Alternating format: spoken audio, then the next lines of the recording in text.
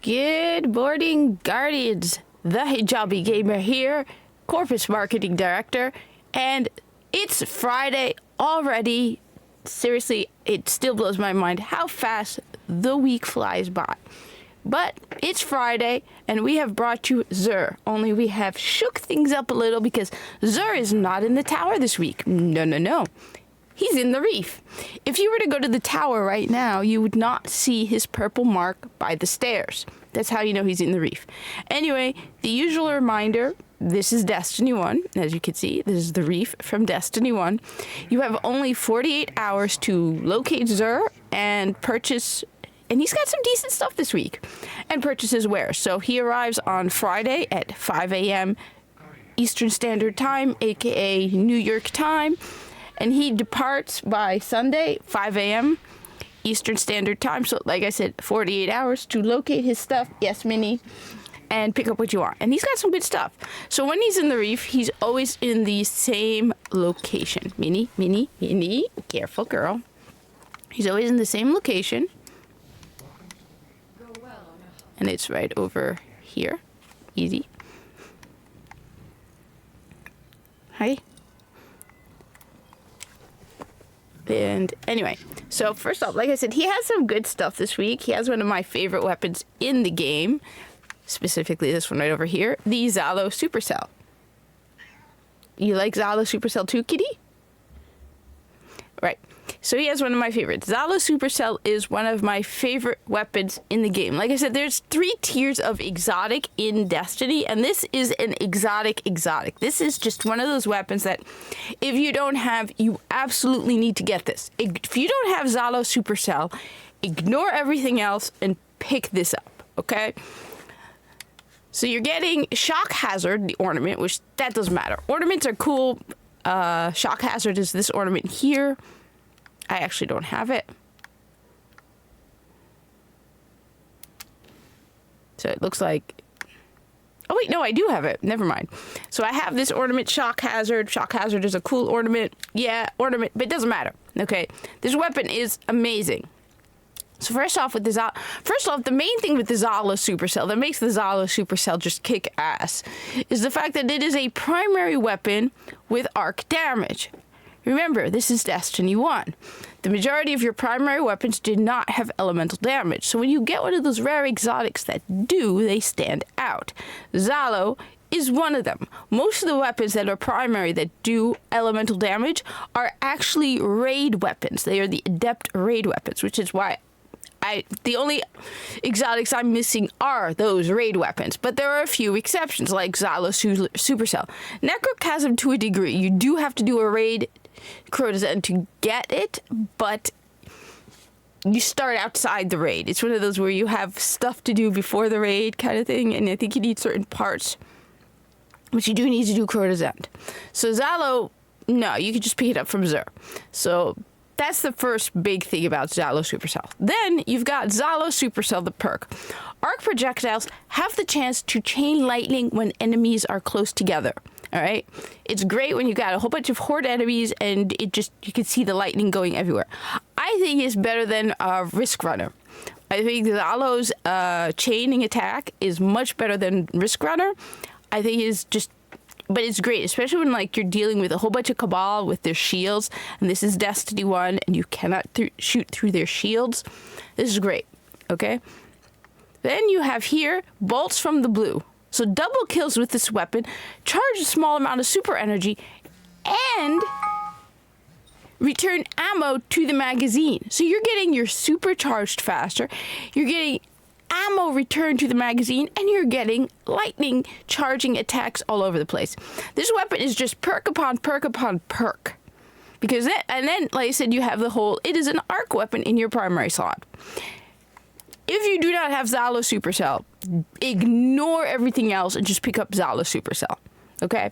That is the first priority you have. You want Zalo. I always carry... There are a couple of weapons I always carry with me. One of them is Zalo Supercell, the other is Red Death. If you do not have Zalo, you need it, okay? Plain and simple. Next, we have the Mida Multi-Tool and Arc Survivalist. I'm told that this thing's got a massive...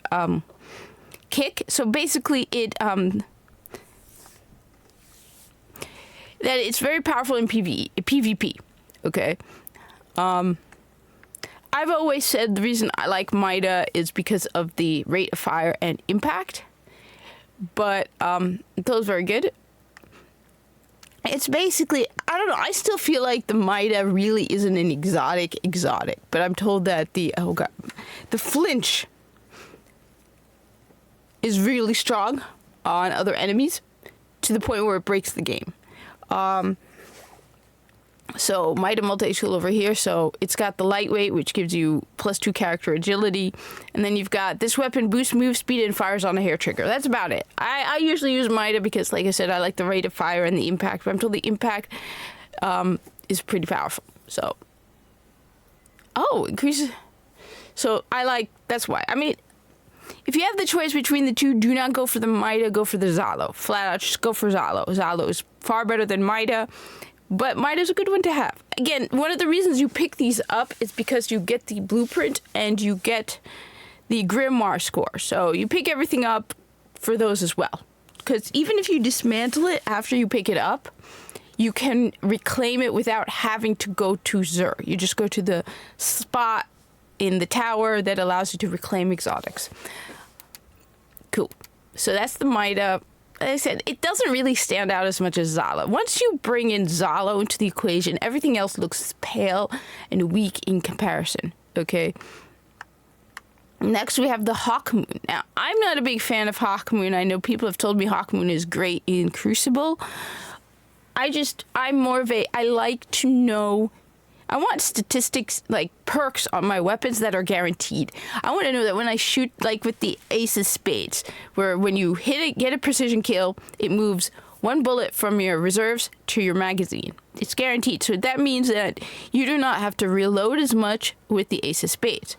Hawkmoon, on the other hand, I remember people getting so excited for Hawkmoon coming to Destiny 2. And I was just like, yeah, okay. I can't even remember if the perks for the Hawkmoon were the same as the ones in Destiny 1. I can't remember. But you have Luck in the Chamber. So 1 random bullet in the magazine causes considerable bonus damage, okay? Now, I usually raise the magazine to 12 to just make the math easier. So a magazine to 12. One of those bullets now will do considerable bonus damage. Then you go all the way over here to 2 more random bullets in your magazine deal considerable bonus damage. That means 3 bullets in the magazine 3 random bullets in the magazine have a chance to do considerable bonus damage. That's 25%. 3 out of 12, 25%. You have a 25% chance to get a bullet that does considerable bonus damage. Now, people have told me this thing is great in Crucible. However, how do you know that you are in that position where you need to get that headshot and you need that considerable bonus damage, but you only have a 25% chance of it? Now, if you were to tell me 6 random bullets in your magazine deal considerable bonus damage, I'd be more inclined to like the Hawkmoon. But 25% to me is just like, okay, that's kind of weak. 50% means, you have a half a chance, okay? So I've never been a fan. I think the Hawkmoon looks awesome. It's a hand cannon. I like hand cannons. It's a hunter thing. We like hand cannons, okay? But I'm not a big fan of it. So comment down below. Tell me how I am incorrect about the Hawkmoon, okay? Next, we have the Legacy Engram. This is a heavy weapon engram. I've said this before. If you have an excess of strange coins, go right ahead and throw them into this because you have an excess of strange coins. If you do not have an excess of strange coins, if you do not have all of the rest of the stuff here, do not waste your strange coins because you're more likely to get a year 1 item than a year 2. So sometimes if you're lucky, you will get a year 1 item that will unlock a year 2. But more likely, you're just going to get a year 1, which, yeah, not really worth it. Okay? Get everything else first before you focus on these. I've gotten it once. And I'd rather go with heavy ammo synths because when I do play Destiny 1, I use heavy ammo synths a lot. Okay? I use them against bosses because I solo a lot of stuff. So heavy ammo synths are very helpful when you are soloing stuff. Anyway, next we have the armor. So for the Titans, we have the ridiculously overlong titled ACD-O feedback fence. And I just want to know if in casual conversations, do they call it the ACD-O feedback fence, or do they call them like the feedbacks? Because I think I would call them the feedbacks. Taking damage from a melee attack deals damage in an area around. This was last week, which I said was pretty cool. It reminded me of the Hunters Don't Touch Me's, only Titanized. Like, the Hunters Don't Touch Me's make you go invisible when you take melee damage. And of course, because Titans are Titans, they do damage in an area around you when you get a melee attack. This is awesome. They also, yeah, and it's also a Wrath of the Machine weapon, armor piece, because you can see first off, you have that triangular look to them, and then you see the Siva mark. So it's a Wrath of the Machine one. Pretty cool. Next, for the Hunters, we have the Mask of the Third Man. Okay. I mean, it looks cool. Definitely looks cool. Arc Blade attack uses less super energy. Okay, that's it. That's it. See, this is what I mean when I say that some exotics are just like, okay. This one is more mid-tier. I like it. This one is like, okay. Arc Blade uses less super energy. Cool. It's good. My only question is, how good is it? So comment down below and let me know. Because I know, for example, the Raiden Flux, which up until I was playing Destiny 2, which I haven't played in a couple months, I was using the Raiden Flux when I was running Arc Strider, because that thing makes a huge difference. You don't know the percentage, but if you're using Raiden Flux, that Hunter chest piece, and you're running Arc Strider, it like doubles the length of your super. You just, at least when I was playing Destiny 2, you can like melt bosses with that. So I'm a huge fan of Arc Strider, and I liked the Raiden Flux. This, you don't get an idea of how long it is. And that's one of the things that happens from playing Warframe, where they give you the exact percentages of how things increase and decrease, basically. So this, I want to know, is it really powerful enough that you're like, okay, this actually is an impressive increase in my super length, or not? So comment down below. I'll admit, I'm more of a Golden Gun Night Stalker. Golden Gun, because I use Celestial Nighthawk, and I use it against big bosses when I'm soloing stuff, so Golden Gun is great to have.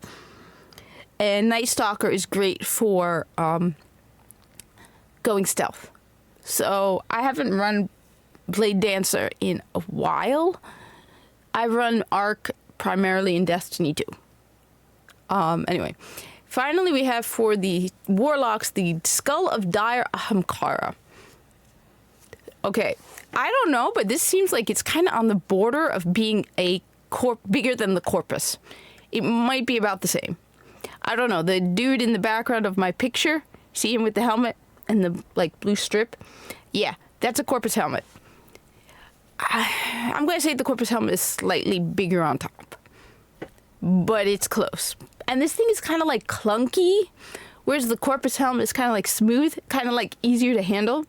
Seems more wide than the Corpus helmet. Anyway, take reduced damage while using Nova Bomb. Improved energy drain abilities. Warlocks, what do you think? I'm debating that, and you know what? So you're getting reduced damage while using Nova Bomb, improved energy drain abilities. You're getting 2 perks here, okay? Versus the Hunters. The Hunters, you know, it takes less super energy, less super energy for our Blade Dancer. So we're going to go this way. We're going with the Titans at the top because, look, I'm always a big DPS person, okay? Taking damage and then just doing damage around you is just awesome, okay? And it's Titans. When Titans do damage, you know Titans do damage. It's just like Titan damage, Titan smash. You gotta respect that, okay? Do not piss off a Titan. Because something tells me it's sort of like that scene from Star Wars when they're playing that chess game, and it's like Wookiees are known for like tearing out the arms of their enemy, you know, if they lose. And so they're like, new strategy, let the Wookiee win. Yeah, something tells me the Titans are the same. And it's like, new strategy, just let the Titan win. Titan damage is just Titan smash. Cool. Then we're going to go with the Warlock one because I don't want anybody to say I'm being biased. And, I mean, the Hunter one's just less energy. This one at least has a few more perks to it. Okay? So, you can't say I've always been unfair to the Warlocks. All right, Warlocks? I'll admit I've been sometimes unfair to you guys. But I'm not always unfair to you guys. Okay? That's still an ugly helmet, though. And I'm still debating whether the... You know what? Let's just go with it. All right? I made you second place. We're going to go with the Corpus are still mocking you because it just looks like cumbersome.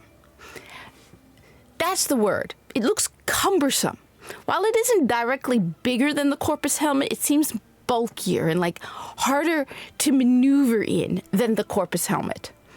Okay, at least in the case of the Corpus helmet too, you have like a HUD on the inside. I'm sure that they could scan for all different things because Corpus. So I'm going to go with, yeah, the Corpus are mocking you. Even though you're in second place, the Corpus are mocking you. Okay, Warlocks? They're making fun of you. Then we have the usual other curios, as you can see. One can never have enough heavy ammo synths. Do not listen to the lies that you can. You can never have enough. My goal is still to make this entire spot heavy ammo synths. No, all heavy ammo except the spot here. Because you can't get rid of the paper fortune. You cannot put your paper fortune in your vault. Okay? Anyway, this is your weekly Xur update. Thank you for watching. Like, comment, subscribe. Minnie has gone off to do her own thing. You play Warlock, don't you, Minnie?